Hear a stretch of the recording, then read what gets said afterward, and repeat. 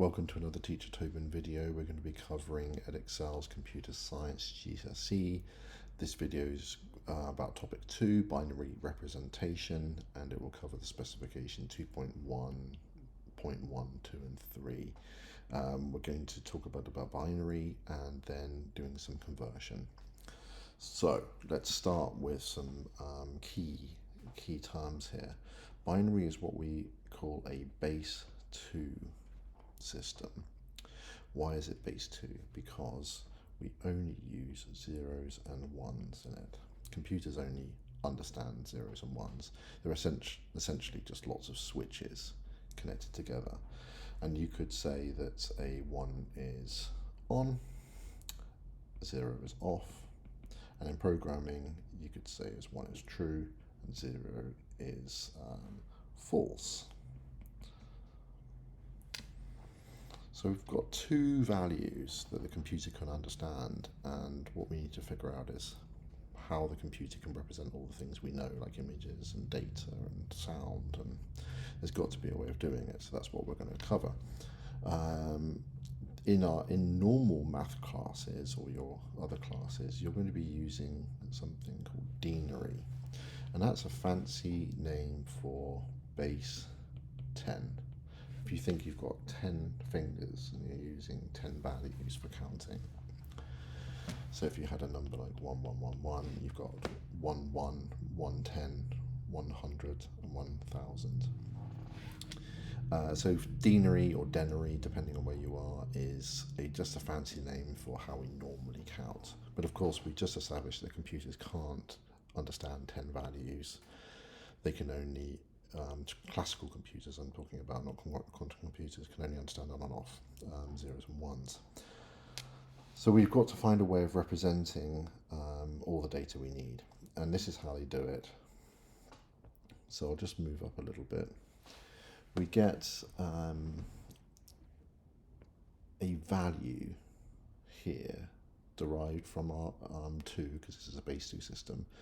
And the lowest value that we're going to be able to derive apart from 0 is 2 to the power of 0, which would be 1. And this is what we call a bit.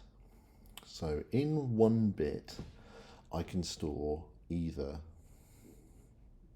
a 0 or a 1. I can either have that value turned on or turned off. If I have it turned on, it's going to be worth 1. If it's turned off, it's going to be 0. So let me do a few more and it will start to become a little clearer. And we keep on going up using base 2. So 2 to the power of 1 is 2. 2 to the power of 2 is 4. 2 to the power of 3, 2 times 2 times 2 is 8. 2 to the power of 4, 16. 2 to the power of 5 is 32. You might see the pattern emerging where they double each time. 2 to the power of 6 is 64. 2 to the power of 7 is 128. And what we've just represented here is an 8-bit system, a bit like an old Nintendo Entertainment System. And they could only use 8 bits at a time. They were an 8-bit system, so I'm going to put here 8-bit. So we're covering quite a lot of vocabulary so far. Denary, bases, bit, and 8 bits equals 1 byte. So another vocabulary term for you. So what we have here is a representation of 1 byte, the total values we could have for 1 byte.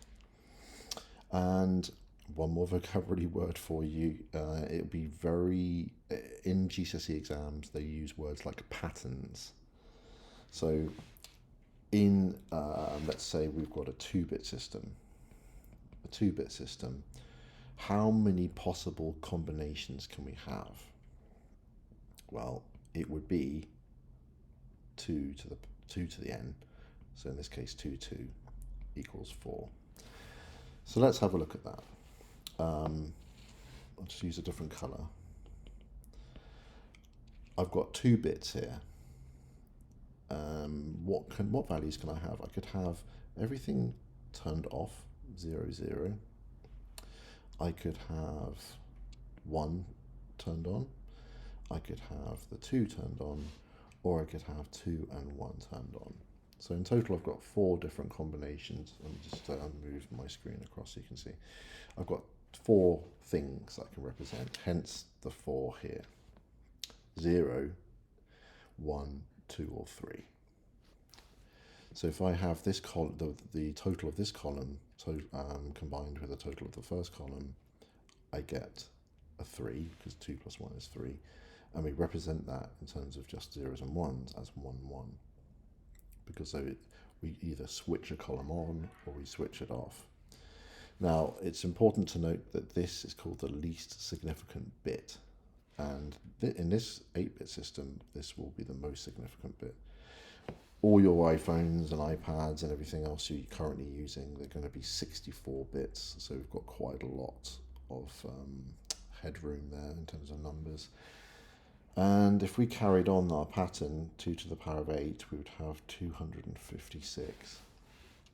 And if we wanted to find the total amount of patterns available in an 8-bit system, that's our number. And you might be thinking, well, I've just totaled up 128, 64, 32, 16, 8, 4, 2 and 1, and it equals 255. Well, what about 0? So 0 also counts as the pattern. So you can include that 0, then you've got 256. And the trick here is, if you wanted to find out the value of any subsequent column, like here, if you wanted to find the value, you just add up all the ones to the right of it and minus 1. So let's look here. 8 plus 4 plus 2 plus 1 would be 15, which is 1 less than 16. 16 plus 4 is 20, 28, 22, 1, 31. It's 1 less than 32. Okay, so that's the little trick you can use there. So now let's look at a kind of exam question and dissect this. Computers manipulate binary patterns. There's that key word that I asked you to watch out for. They love using particular types of vocabulary words. Patterns. Total amount of values, not just the greatest positive integer in a system, but the total number of combinations. Computers manipulate binary patterns. Patterns represent signed or more jargon for you. Signed or unsigned. Well, if it's a signed integer, it's going to be to do with negative numbers, and we haven't covered that yet. That will be in another video. So you can assume that unless they use specific language like signed integer and something called 2's complement, we're going to be dealing with a positive binary value. So the command word here is convert. That's the command word. Convert the denary number. See, that's the vocabulary term. If you didn't know what denary was, you couldn't remember, even though it's just how we normally count with 10 fingers, it could trip you up in an exam. 57 to 8-bit binary. Okay, I think this is the easiest way to do this in an exam. Just write down on the paper the different values of an 8-bit system. You're not going to get asked about anything more than 8-bit. Promise you that. So those are the values we've got for an 8-bit system. And then just look at 57 and what goes into it. So does 128 go into 57? No. So we can put a big 0 here. There's no way that can go in. Does 64 go in? No. There's no way 64 is going into 57. It doesn't fit. So we just turn that off. That column, the value of that column is turned off. However, we get to 32. We know 32 is smaller than 57. It fits within it. So I'm going to put a 1 in there. And just to work out what I've got left, I'm going to do 57 minus 32. And what do I have? 25. I've got 25 left to deal with. Does 16 go into 25? Yes, it does. So I need that turned on as well. 16 is going to be turned on in this case. So 25 minus 16, what do I have left? I've got 9 left. Does 8 go into 9? Yes, it does. So I'm going to I need that one. Does 4, well, what's left? 9 minus 8 is 1. So I don't need the 4, I don't need the 2, but I do need that 1 at the end. And anytime you've got an odd number, you're always going to have that one as 1. And remember, that's the least significant bit, and this is the most significant bit. So 0, 0, 1, 1, 1, 0, 0, 1 equals 57.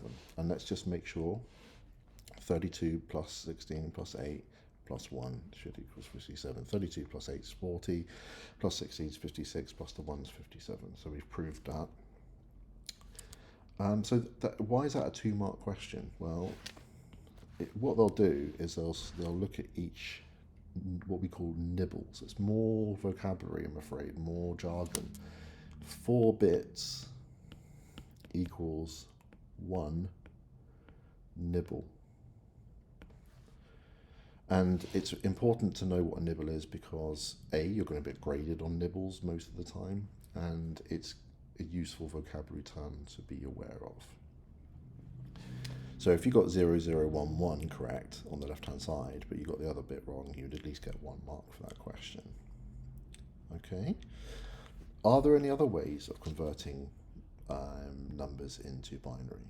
Well, of course there are. There are most certain. There's another way which I think is a bit more convoluted, but I'll show you anyway. So let's say I've got a number 156 and I want to represent that in binary. I can use a method called remainder, but after a division by 2. And in programming, later on we'll explore the modulo operator and to do something like this. So if a number modulo 2 equals 0, it's even. Okay. So if you divide by 2, and there are no remainders, we know a number's even. And we're going to use a similar principle here. So 156, oops, sorry. Let's just change this color to white. Divide by 2. So what is 156 divided by 2? Well, you've got your 75, and then 6 divided by 2, so 78. There were no remainders there, so we're going to put 0. There's no remainder. There are no remainders after that division, so I'm going to put 0 here. Then I'll put my value after divided by 2 there, and then let's divide that by 2. 70 divided by 2 is 35, 8 divided by 4, 39. No remainders from that division. We're happy with that. We might have a problem now because if we divide 39 by 2, we're going to get a remainder. So this is our first 1 over in that remainder column. We can't divide it evenly by 2. So what would it have been? 19. So let's divide 19 divided by 2. Again, we're going to have remainder because 2 times 9 is 18, but we've got the remainder. So we're going to stick a 1 over there and put the 9 in there. Again, we're going to have a remainder here. So the 4 times 2 plus 1 would have been the 9, so we'll put 4 here. And here we're going to have our 0 remainder again because we can divide 4 evenly by 2, no problem at all. And here we're going to have 2 divided by 2, which is going to be fine, there's no problem with that. And at the end, 1 divided by 2, which we class as a remainder. So that's a lot more long-winded, isn't it? It's a lot more long-winded, but it does work. And the reason it will work is we have at the top here.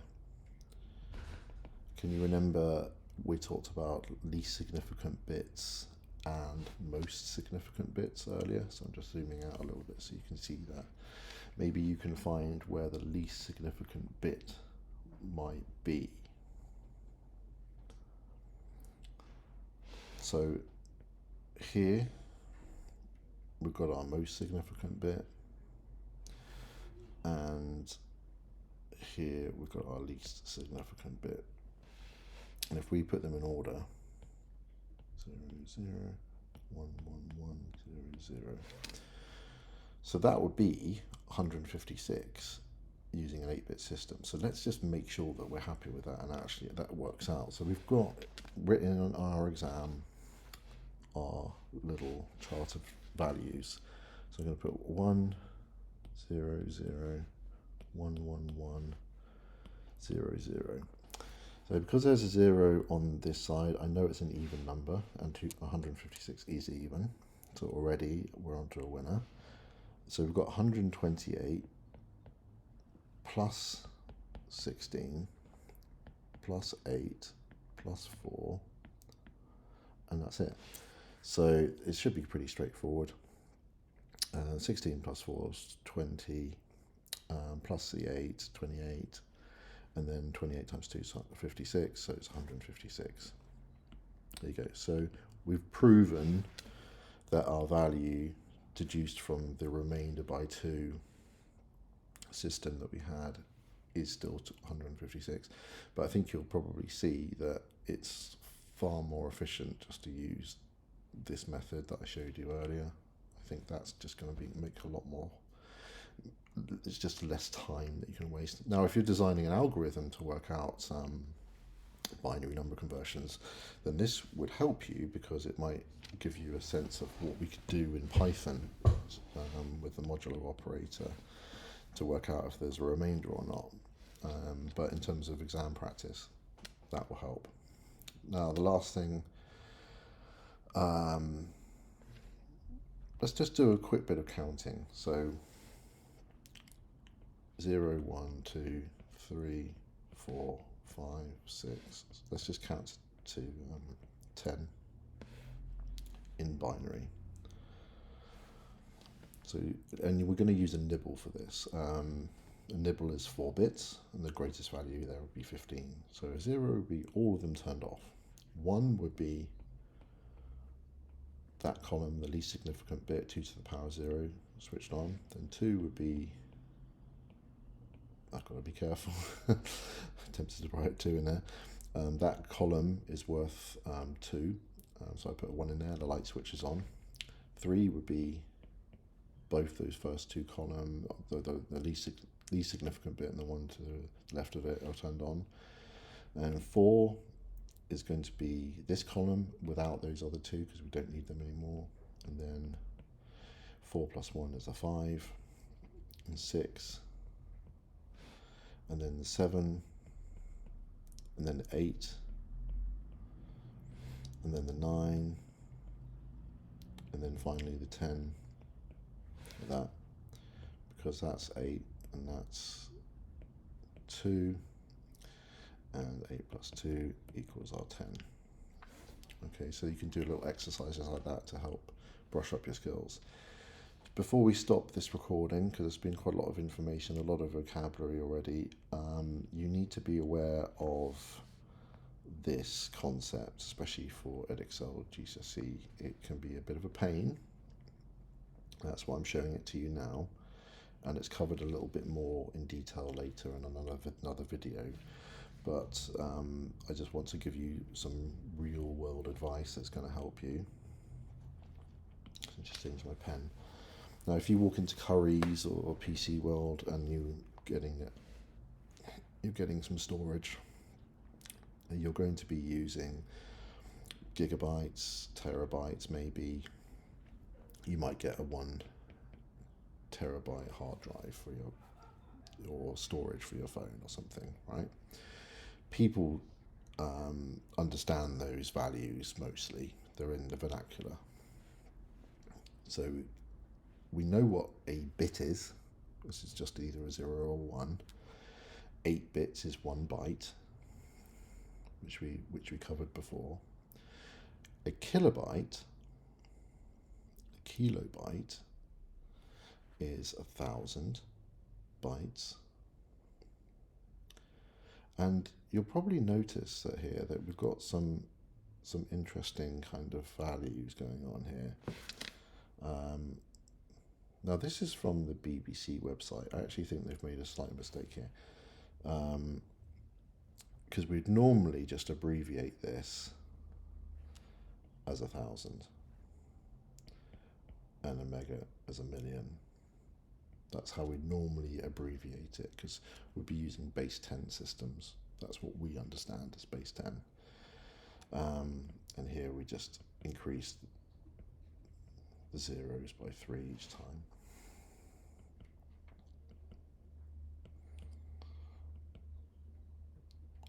Okay, you're very unlikely to be asked about petabytes.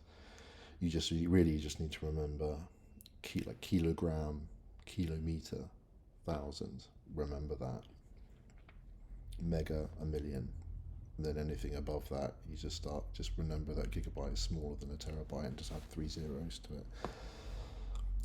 So we're kind of okay with these idea of kilobytes, megabytes, gigabytes, but this is the tricky bit. It's not really an accurate representation of what's going on in the storage itself, because we know that we use base 2 systems to store things. So you might have 128, 256, 512, and then hence 1024. So it's really worth drilling these into your brain, that a kilobyte is not the same as a kilobyte. They are different. So it's not 1,000, it's 1024, and it's derived from the base 2 system. Okay, so it's super important. And if you went back to here, and we did 2 to the power of 9, we get 512, and 2 to the power of 10, you get your 1024, right? So that might help you sort of dissect where this number's coming from, 2 to the power of 10. So you've got to be super careful of the differences in the terminology. And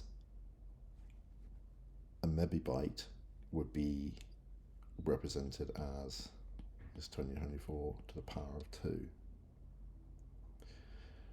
And then here it could be to the power of 3, etc.